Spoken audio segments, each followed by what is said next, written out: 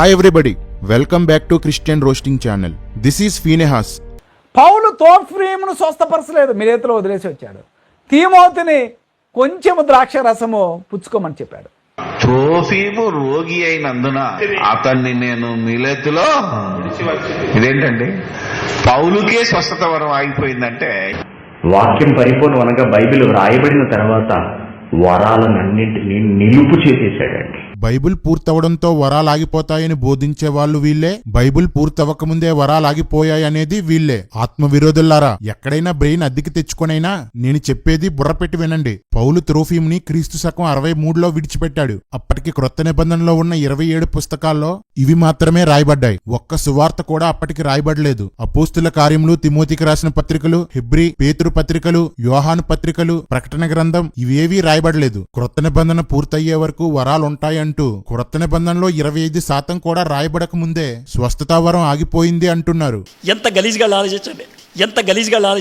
పౌలు క్రీస్తు శకం 60 వరకు స్వస్థతలు చేసినట్లుగా బైబిల్లో రాయబడింది. అంటే ఈ 3 సంవత్సరాల్లోనే ఆయనకి వరం ఆగిపోయి ఉంటుందంటారా? పౌలు తన 4వ మిషనరీ యాత్రలో కూడా ఎన్నో అద్భుతాలు చేసి ఉండొచ్చు, చెయ్యలేదని ఎలా చెప్పగలం? అదే కాలంలో భారతదేశంలో సువార్త చేస్తున్న తోమా క్రీస్తు శకం 70 వరకు అద్భుతాలు, స్వస్థతలు చేశాడు. ఇంకొందరు అపోస్తులు కూడా అనేక ప్రాంతాల్లో స్వస్థతలు చేశారు. ఇక వరాలు ఆగిపోయినట్లు ఎలా అవుతుంది? పాత నిబంధన ఆగిపోతుందని పాత నిబంధనలో, క్రొత్త నిబంధనలో అనేక సార్లు రాయబడింది. వరాలు ఆగిపోతాయి అంటే దేవుడు ఆ విషయాన్ని కూడా నేరుగా రాయిస్తాడు. ఒక్క చోట కూడా ఎందుకు రాయించలేదు? పేతురు జైల్లో ఉంటే దేవదూత వచ్చి విడిపించాడు. కానీ అంతకు ముందు యాకోబు జైల్లో ఉంటే దేవుడు దేవదూతను పంపలేదు. యాకోబు చంపబడ్డాడు. ఎందుకని? అప్పటికి దేవదూతలు లేరా? పేతురు తర్వాత పౌలు జైల్లో వేయబడ్డాడు. అప్పుడు కూడా దేవదూత రాలేదు. ఎందుకని? పేతురు తర్వాత ఇక దేవదూతలు అదృశ్యమైపోయారా?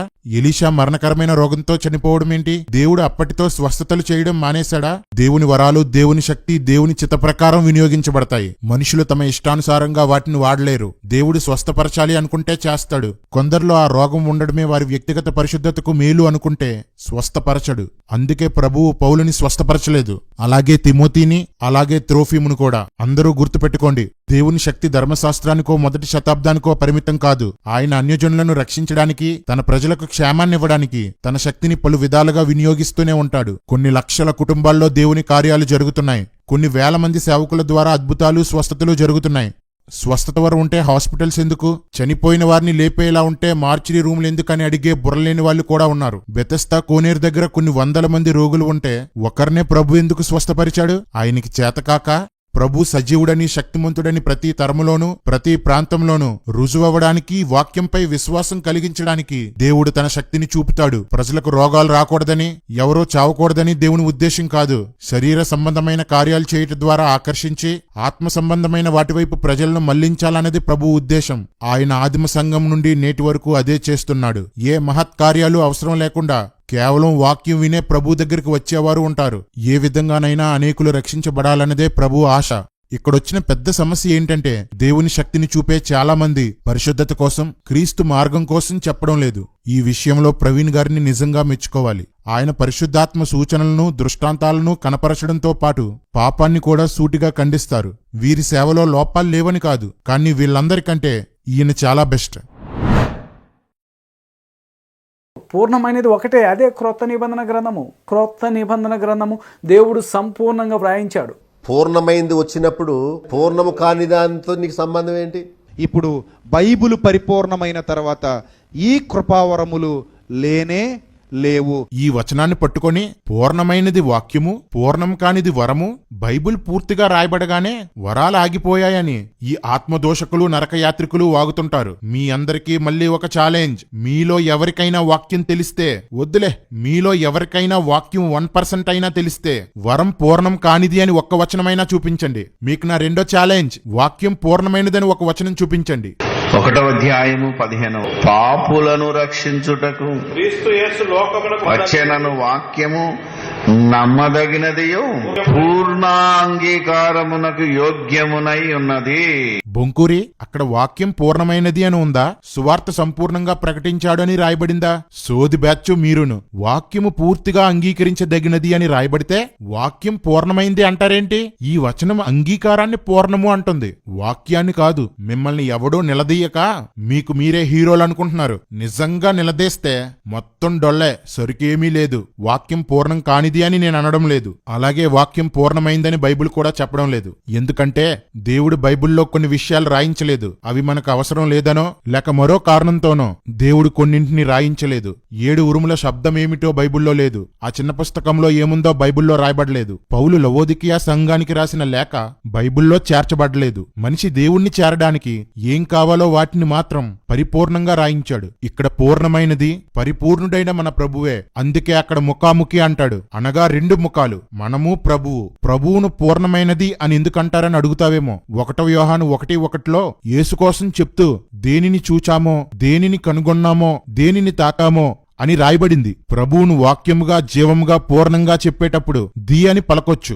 మీరు చెప్పినట్లు బైబిల్ రాయబడటంతోనే భాషలు ఆగిపోయాయి అనుకుందాం. జ్ఞానం కూడా ఆగిపోయిందా? ప్రవచనాలు కూడా నిరర్ధకమైపోయాయా? క్రీస్తు 2వ రాకడ ఒక ప్రవచనం. బైబిల్ రాయబడింది కాబట్టి ఇక ప్రవచనాలేవి జరగవా? క్రీస్తు ఇక రాడా? 1 కొరింథీ 13వ అధ్యాయంలో వరంతో ఫలాన్ని పోలుస్తూ ఇవన్నీ ఆగిపోతాయి గాని ప్రేమ ఆగదు, వరం పొందండి కానీ ఫలం అతి ముఖ్యమైనదని చెప్తున్నాడు. ఇంకొక మాట భయ్యా, వాక్యం పూర్ణమైనది అనే వచనం చూపించలేదు, వరం పూర్ణం కానిది అనే వచనం కూడా చూపించలేదు. కానీ వరం పూర్ణమైనదని మీకు చూపించనా? యాకోబు 1:17 శ్రేష్టమైన ప్రతి ఈవియు, సంపూర్ణమైన ప్రతి వరము పరసంబంధమైనదై జ్యోతిర్మయుడగు తండ్రి యొద్ద నుండి వచ్చును. మీకేమీ రాదు భయ్యా, నోరేసుకుని బ్రతికేస్తున్నారంతే. మిమ్మల్ని మీరు సింహాలు అని చెప్పుకుంటుంటే ఏంటో అనుకున్నాను. నిజమే, అపవాది గర్జించు సింహంలా మీ రూపంలోనే తిరుగుతున్నాడు. మీలాంటి వాళ్ళని చెప్పు తీసుకొని కొట్టాలా? అప్పుడు వాక్యం స్థిరపరచబడిపోయింది కనుక అపోస్తలుల వలన వాక్యం వచ్చేసింది కనుక ఇంకా స్వస్థతలు చేయవలసిన అవసరత అది ముద్రింపబడింది, మన చేతిలో ఉంది. మరలా వాక్యము స్థిరపరచబడదు, ఒకే గ్రంథం అది. ఈ పూర్ణమైనది ఏంటిదంటే దేవుని వాక్యము, పూర్ణము కానిది ఏంటంటే కృపావరములు.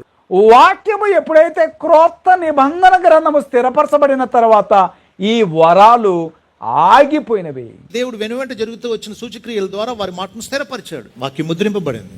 ఇంకా ఇప్పుడు మనం వాటి మీద ఆధారపడం. వాక్యం ఎప్పుడైతే స్థిరపరచబడుతుందో సూచక క్రియలతో పని ఉండదు. వాక్యం స్థిరపడటంతో వరాలాగిపోయాయి, బైబిల్ రాయబడటంతో ఇక వరాలతో పని లేదు అనే వాళ్ళందరికీ నా ఛాలెంజ్. వాక్యం స్థిరపడ్డం అంటే బైబిల్ రాయబడ్డమా? భయ్యా, మార్కు 16:20 వాక్యం స్థిరపరచుచుండెను అని రాయబడింది. అప్పుడు ఎవరు ఎక్కడ వాక్యాన్ని రాశారు? క్రీస్తు పునరుద్ధాండైన 18 సంవత్సరాల వరకు, అంటే క్రీస్తు శకం 50 వరకు ఒక్క పత్రిక గాని సువార్త గాని రాయబడలేదు.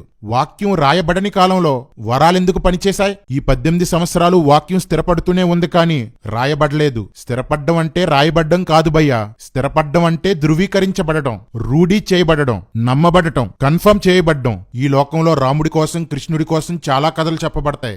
జనాలు వింటారు, వదిలేస్తారు. ఎందుకంటే చెప్పబడిన కథను రుజువుపరచడానికి, వారు ఉనికిలో ఉన్నారని తెలియపరచడానికి ఏ ఆధారాలు లేవు. అందుకే అవన్నీ వినబడతాయి కానీ నమ్మబడవు. కానీ దేవుని వాక్యం వీటన్నిటికీ భిన్నమైనది. క్రీస్తు కోసం, ఆయన శక్తి కోసం, ఆయన ఆత్మ కోసం, ఆయన చేసిన కార్యాల కోసం, త్యాగాల కోసం వాక్యం ప్రకటించబడుతుంది. అంతటితో ఆగిపోదు. ఆ తరువాత దర్శనాల రూపంలోనో, అద్భుతాల రూపంలోనో, వరాల రూపంలోనో, ఏదో ఒక సూచక క్రియతోనో క్రీస్తు ఉనికిలో ఉన్నాడని, ఆయన శక్తి వాస్తవమని రుజువుపరచబడుతుంది. అప్పుడు విన్నవారు ఆ వాక్యాన్ని పూర్తిగా నమ్ముతారు. వాక్యం సంపూర్ణంగా నమ్మబడటానికి వరాలు అవసరం. వాక్యం రాయబడ్డానికి వరాలు అవసరం కాదు. పాత నిబంధన గ్రంథపు రచయితలెందరో ఏ వరము లేకుండానే బైబిల్ రాశారు. బైబిల్ రాయడానికి ఆత్మ ప్రేరణ ఉండాలి, ఆత్మవరం కాదు. రాయబడిన వాక్యం సంపూర్ణంగా నమ్మబట్టానికి వరాలు అవసరం. వాక్యం ప్రకటించబడే ప్రతి చోట, వాక్యం ప్రకటించబడుతున్న ప్రతి కాలంలో దేవుడు తన కార్యాలను చేస్తూనే ఉన్నాడు. నమ్మిన వారిలో వాక్యాన్ని స్థిరపరుస్తూనే ఉన్నాడు. ఇవన్నీ ఎందుకు ఇచ్చాడు అంటే సంఘము క్షేమాభివృద్ధి చెందడానికి. బొంకూరి, ఇన్నాళ్లకు ఒక వాక్యానుసారమైన మాట చెప్పావు. సంఘం భూమి మీద ఉన్నంత కాలం వరాలుంటాయి. ఇప్పుడు మనం కట్టే సంఘం అనుకుంటున్నారు చాలా మంది. ఇది 1వ శతాబ్దంలో ఏదైతే తల్లి సంఘం ఉందో, ఈ సంఘములోకి వచ్చిన వారు విస్తరించటానికి. బొంకూరిని మెంటల్ హాస్పిటల్లో పడేసి షాక్ ట్రీట్మెంట్ ఇవ్వండి. ఈ పిచ్చోళ్ళంతా వరాలు అనగానే స్వస్థపరచడం, అద్భుతాలు చేయడం అనే అనుకుంటారు. పరిశుద్ధాత్మ వరాలు ఎన్నో ఉన్నాయి. వీటిలో దేవుడు విరివిగా ఇచ్చే వరాలున్నాయి, అరుదుగా ఇచ్చే వరాలున్నాయి. మొదటి శతాబ్దంలో సుమారు 60,000 నుండి 70,000 మంది క్రైస్తవులుంటే అందులో అద్భుతాలు, స్వస్థతలు చేసేవారు అపోస్తులని మినహాయిస్తే 10 మంది కూడా ఉండరు. ఇవి అరుదుగా ఇవ్వబడే వరాలు. భాషలు, ప్రవచనాలు, బోధించుట, పంచిపెట్టుట, ఆత్మల వివేచన, పరిచర్య ఇవన్నీ విరివిగా ఇవ్వబడే వరాలు. ఇప్పుడు కూడా అప్పటిలాగే స్వస్థతలు, అద్భుతాలు చేసేవారు అరుదుగా ఉంటారు, మిగతా వరాలు గలవారు విరివిగా ఉంటారు. ఈ మాత్రం జ్ఞానం లేకుండా వరాలు లేవని వాగేవారందరికీ ఒక మాట: వరాలు లేకుంటే బోధకులు కూడా లేరు. ఎందుకంటే బోధించడం కూడా ఒక వరమే. మీరంతా బోధిస్తున్నారు కాబట్టి మీరు కూడా వరం కలిగిన వారే అని నేను అనడం లేదు. వరం లేకుండా బోధించే మీరంతా మోటివేషనల్ స్పీకర్స్తోనూ హైందవ బాబాలతోని సమానమని నేనంటున్నాను. మీరంతా పిచ్చోళ్ళు, వెర్రోళ్ళు కాబట్టి ఇదంతా తెలియక తొడల బాధేసుకుంటున్నారు. పీడీ, నీకు బైబిల్ తెలీదు. నీకేం తెలుసంటే ఏబిసిడిఎఫ్ ఏదేదో తప్ప అదే తెలుసు. ఏబిసిడిఎఫ్ ఏదేదో తప్ప అదే తెలుసు.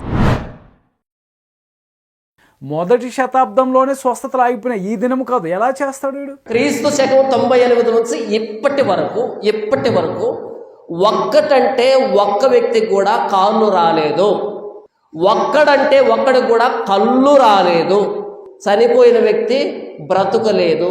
భయ్యా, మీరంతా క్రీస్తు శకం 96 నుండి సంఘంలో ఏం జరిగిందో చరిత్ర చదివారా? పరిశీలన చేశారా?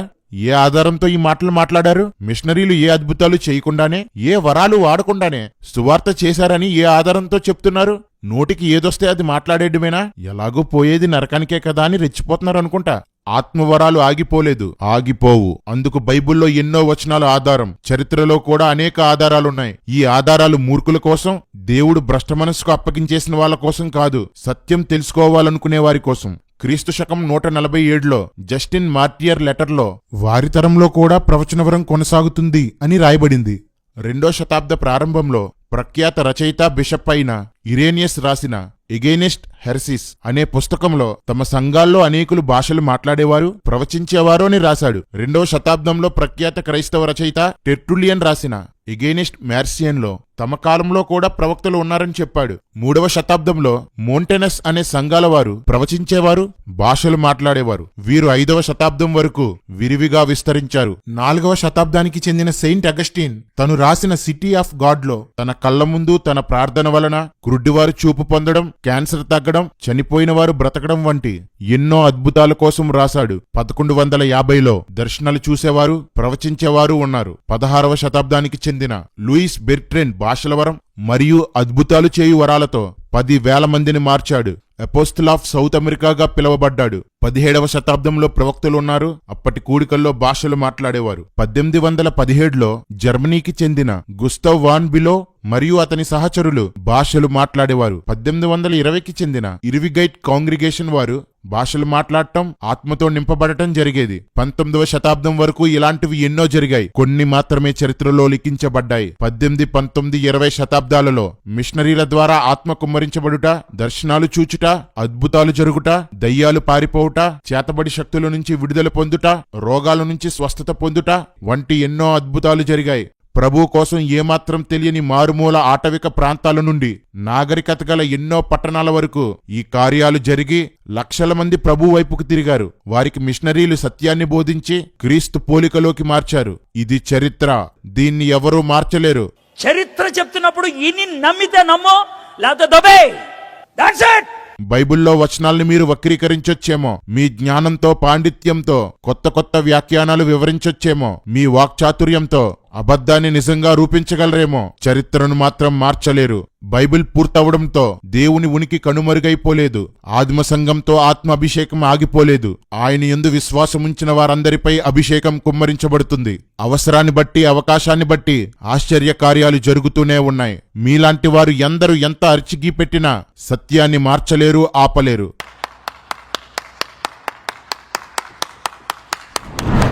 కొట్టో కొడో కొడో కొడో కొడో కొడో కొడో కొడో కొడో కొడో కొడో కొడో కొడో